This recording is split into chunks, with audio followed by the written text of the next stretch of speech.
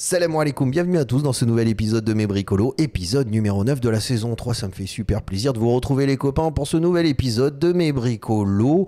Comme chaque mercredi à partir de 17h, c'est notre petit rendez-vous hebdomadaire, ça me fait plaisir de vous revoir à chaque fois. Donc on va aborder un sujet très intéressant sur cet épisode de Mes Bricolos parce que il fait suite à... il y a une logique, c'est évident qu'à chaque fois que je publie un épisode de Mes Bricolos, il y a une logique parce que ça évolue, je repense à ce que j'ai dit, puis après je reviens, on en discute ensemble. Et il y a un épisode de Mes Bricolos précédemment qui a eu pas mal de succès d'ailleurs, où je posais la question, faut-il savoir dessiner pour être designer, pour être créateur? Et justement, on avait abordé cette question-là et on s'était rendu compte, je synthétise, mais il faudra quand même aller voir cet épisode parce qu'il est complet, on s'était rendu compte que ce qui est de plus important, c'est d'être capable de formaliser ses idées. Et donc la question de faire exister son idée, de formaliser son idée est une question centrale quand on fait ce métier du design. Alors, étant designer installé à Marrakech avec mon agence de design que j'ai montée avec ma sœur il y a plus de 15 ans maintenant aujourd'hui, c'est vrai que l'idée c'est de vous faire part dans ces épisodes de Mes Bricolos de mon expérience et justement et tous les outils que j'ai pu tester et vous donner un avis parce que ça coûte un certain budget ces trucs-là. Quand vous investissez dans un nouvel ordinateur, dans une imprimante 3D, etc., quels sont les composants que vous allez qu'il est important d'avoir dans un nouvel ordinateur? Est-ce que vous allez partir plus sur un Mac ou plus sur un PC? Pourquoi? Comment? Dans plusieurs épisodes, j'en ai parlé. Je vous ai parlé de ma configuration, ce que j'utilisais, un petit peu D'ailleurs, il y a un épisode précédemment où je parlais des outils du design et justement, je vous faisais part de ça. Ça, c'était dans la saison 2. Je suis en train de regarder en même temps pour vous le retrouver parce que c'est intéressant de le partager. Voilà, c'est l'épisode numéro 50, le dernier épisode de la saison 2, les outils du design, où déjà dans cet épisode, je partageais avec vous un petit peu ce que j'utilisais au quotidien. Mais c'est un investissement et c'est vrai que des fois on est un peu à l'aveugle, c'est-à-dire on se dit tiens j'aurais besoin de pouvoir formaliser mes idées de cette façon-là, puis après on regarde ce qui existe et des fois on tombe sur du matériel qui n'est pas forcément hyper adapté, on s'est dit mais franchement c'est une dépense qui était un peu inutile. Ça m'est arrivé rarement parce que je me renseigne énormément et justement j'utilise YouTube beaucoup pour avoir des informations sur les différents produits. Mais finalement, on voit beaucoup de photographes ou d'illustrateurs ou de graphistes qui parlent de machines ou d'applications, de logiciels. Mais on n'a pas beaucoup de designers qui partagent un petit peu leur expérience avec ces outils du design. Donc aujourd'hui, vu que dans l'épisode numéro 7 de la saison 3, donc il y a 2 épisodes avant, je parlais justement de faut-il savoir dessiner, où j'expliquais que, on vient de le dire, c'est-à-dire que voilà, l'idée c'est d'exprimer son idée. Voilà, aujourd'hui c'est de vous dire qu'est-ce que je pense de l'iPad Pro, parce que ça fait 1 an que je l'utilise. J'avais fait un épisode justement au début de saison dernière, c'était l'épisode numéro 3 de la saison 2, où j'avais partagé avec vous un petit peu mon premier ressenti avec l'iPad Pro, mais j'avais pas de recul. C'est-à-dire je venais de l'acheter, et là il y a quasiment, maintenant ça fait quasiment 1 an que je l'utilise, cet iPad, donc vous l'avez voilà ici, c'est vraiment pour vous expliquer que je l'utilise. Alors vous avez vu qu'il y a une petite lumière satinée dessus, parce que, enfin un reflet je veux dire, parce que finalement j'ai mis une protection effet papier, parce que bon, je viens de la vieille école et que évidemment je préfère dessiner sur du papier et que l'écran était tellement lisse que c'était assez gênant, et donc j'ai investi sur ce film protecteur effet papier parce que ça me permet de dessiner plus confortablement. Et justement, on arrive à la question de est-ce que vraiment dessiner sur l'iPad depuis 1 an, ça m'a vraiment aidé, et quelles sont les autres utilisations que j'ai fait de cet iPad, ceux qui ont fonctionné et ceux qui n'ont absolument pas fonctionné. Alors, pour vous dire la vérité, je vais vous le dire tout de suite, toutes les applications qui existent sur iPhone dont je me sers, alors vous remarquez, ouais, j'ai le dernier iPhone 14 parce que justement il y a des optiques incroyables, je ferai certainement une vidéo là-dessus, mais toutes les applications que j'utilise sur iPhone, finalement je m'en sers pas sur iPad, parce que la praticité de se servir de ces applications sur l'iPhone est tellement plus agréable, tellement plus ergonomique que si vous avez des applications dont vous servez sur iPhone et que vous dites ouais ça sera plus facile de s'en servir sur iPad, non, c'est pas vrai. C'est beaucoup plus pratique de s'en servir sur iPhone. c'est vrai que vous avez un écran plus large sur un iPad, mais c'est pas là-dessus qu'il faut parier. C'est-à-dire, il faut vraiment se dire, il y a des applications qui existent sur iPad qui n'existent pas sur iPhone, et ces applications précisément me permettent-elles de pouvoir vraiment exprimer ma créativité et mes idées. Alors, je profite justement Enfin, j'ai décidé de faire cette vidéo de mes bricolos parce que justement, et c'est là où je veux en venir, dernièrement, ils ont sorti le nouvel iPad Pro, nouvelle génération avec la puce M2. Donc moi, j'ai la génération d'avant. D'accord, donc qui est sorti il y a 1 an puisque je me le suis procuré avec la puce M1, etc. Donc ça me permet à la fois de parler de ce nouvel iPad Pro, de se poser la question est-ce que il est intéressant de se l'acheter. Alors moi je vous le dis tout de suite, dans mon cas c'est absolument inutile parce que même s'il y a une fonctionnalité très intéressante et on va y revenir, je trouve que celui que j'ai déjà fonctionne très bien et encore une fois on n'a pas un budget illimité quand on fait de la création, donc il faut vraiment choisir les bons outils. Ça c'est vraiment un truc à faire et c'est ce que j'essaie de partager avec vous avec ces épisodes de mes bricolos, dans certains épisodes où j'ai pu aborder ce thème-là et ce sujet-là. Donc cet iPad Pro il est sorti il y a 2 semaines, voilà. J'ai regardé un petit peu les spécificités techniques de cet iPad et on va regarder ensemble si ça vaut le coup de l'acheter. Alors, déjà, en ce qui me concerne, les applications que j'utilise constamment, vraiment et qui fonctionnent très bien, déjà, il y a Procreate. Alors, Procreate, c'est vrai que si vous êtes designer, vous êtes architecte, peu importe, le fait de pouvoir dessiner facilement, il est très intuitif, c'est un logiciel de dessin qui est très intuitif, mais encore une fois, ce qui est remarquable avec ce logiciel, c'est que vous faites une photo, un photomontage, par exemple, vous photographiez votre meuble, ou vous photographiez un espace que vous voulez redessiner. Après, il est très facile de le mettre en calque et de dessiner par-dessus, d'intégrer des personnages que vous avez trouvés sur une photo, il vous suffit de tracer les contours et puis après de les intégrer. Et permet de faire des dessins qui sont très expressifs et qui communiquent facilement sur l'idée que vous avez dans la tête. Moi, je trouve personnellement que c'est plus abouti. C'est-à-dire quand je dessine sur une feuille de papier, c'est souvent de la recherche. C'est-à-dire je le fais pour moi. C'est des choses qui font partie de l'expérimentation et de la recherche. Maintenant, je fais tout sur iPad. C'est-à-dire je dessine rapidement sur Procreate quand j'ai besoin justement de jeter une idée, mais aussi quand je cherche à le communiquer à un client qui n'est pas forcément habitué à la 3D, j'utilise Procreate aussi, parce que ça fonctionne très bien. Donc rien que pour ce logiciel, l'iPad Pro est une merveille, mais vraiment. Et puis alors avec l'Apple Pencil qui fonctionne mais super bien, on se prête vite au jeu et on l'utilise très souvent. J'ai acheté un espèce de stand, alors je ne sais pas si vous le voyez, voilà, vous le voyez bien, qui me permet d'adopter plusieurs positions pour être toujours confortable quand je le dessine. Donc ça, je mettrai en lien dans la description, ça s'achète sur Amazon, ça ne coûte rien du tout. Et en fait, ça me permet d'avoir une bonne stabilité et de dessiner sur l'iPad de façon très ergonomique. Donc ça, c'est la première chose que j'utilise et que j'utilise le plus souvent.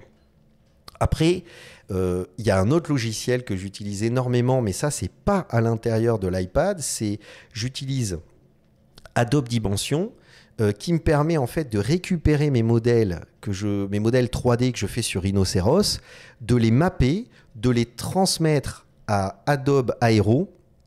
Et là, Adobe Aero, c'est une merveille. Parce que Adobe Aero, on va relancer la page parce que la vidéo va se lancer, vous allez voir. Adobe Aero, si vous importez votre 3D, votre modèle 3D que vous avez travaillé sur votre logiciel de bureau, et une fois que vous le passez par Dimension pour le mapper, pour lui donner les bonnes textures, vous le transférez à Adobe Aero, c'est d'une facilité incroyable, et après ça vous permet de pouvoir faire de la réalité augmentée, et ça j'en ai fait beaucoup. Et la tête des clients quand je fais une présentation où je leur montre la modélisation 3D en projection lors des présentations, et après je prends mon iPad qui me sert d'ailleurs à faire les présentations. Donc ça aussi, c'est très intéressant.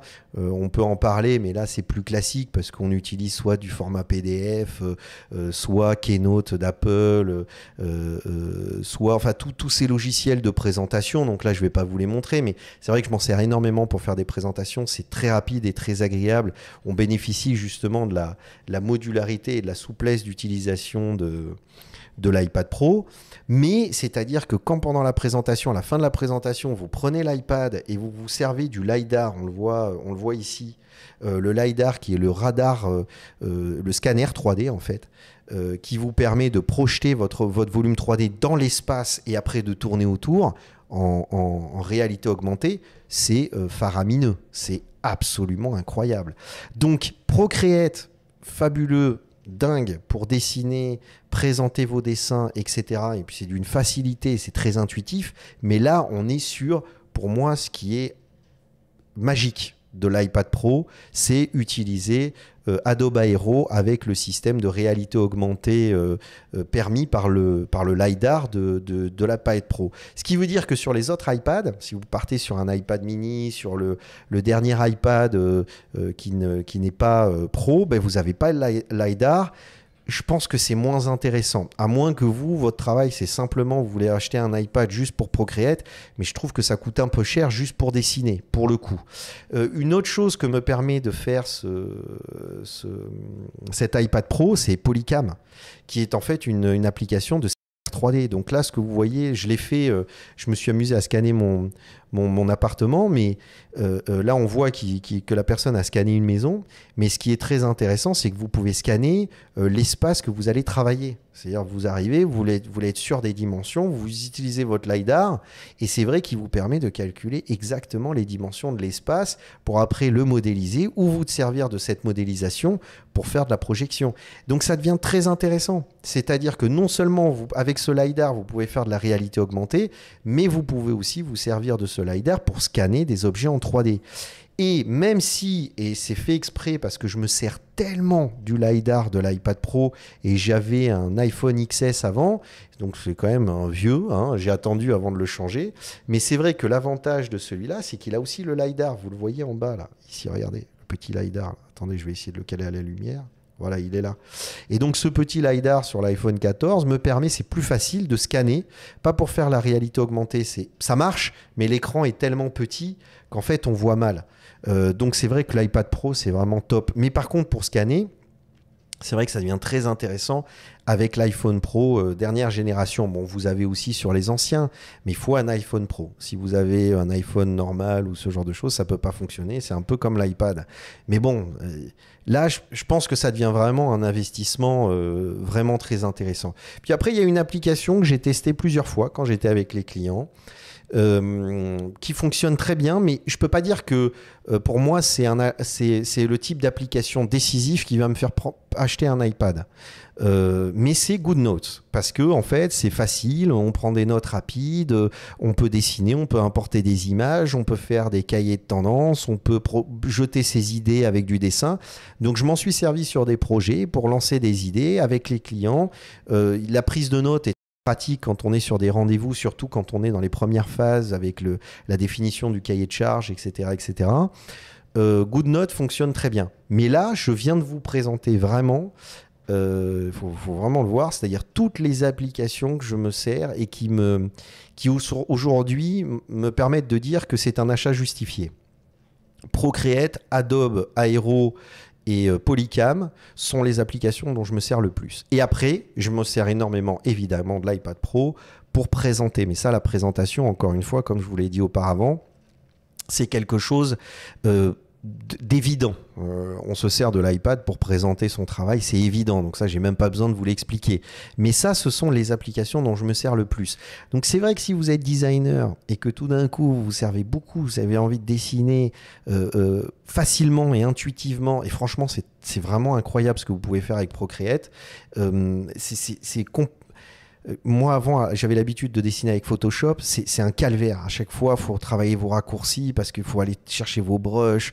Bon, ça, les personnes qui le font voient très bien de quoi je parle. C'est un calvaire, c'est horrible. Alors que là, Procreate, c'est d'une simplicité déconcertante. Et en plus, c'est compatible Photoshop. Vous pouvez exporter votre fichier Procreate. Il est compatible avec Photoshop, avec tous les calques. Enfin bon, franchement, c'est fabuleux. Et après, Adobe Aero, Polycam et GoodNote, qui sont les applications secondaires que j'utilise moins, mais Aero a le même impact pour moi que Procreate. Donc si on revient sur le nouvel iPad Pro M2, alors déjà, la puce M1, je la trouvais surpuissante pour l'iPadOS, c'est-à-dire pour le logiciel d'iPad. M1 est surpuissant.